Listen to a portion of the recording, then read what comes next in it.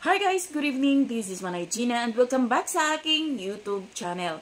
So guys, for today's video, pag-usapan natin si Sam Milby. Sa nakaraang interview niya sa kay MJ Pilivi, klinaro ni Sam about sa issue kay Moira De La Torre.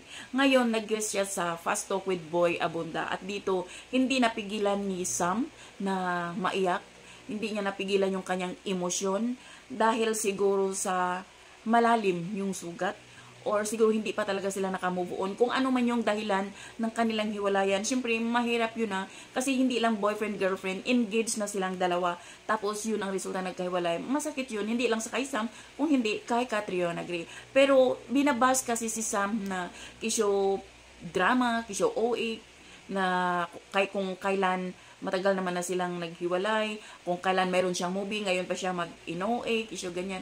Hindi, wag sana kasi mahirap din hindi natin alam yung pinagdadaanan ni Sam Milby. Panoorin natin guys, yung sinabi ni Sam Milby sa Fast Talk with Boy Abunda.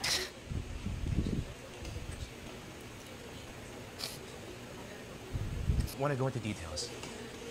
And I would, the more you talk about any issue, the mas maraming bala yung mga tao to use against you.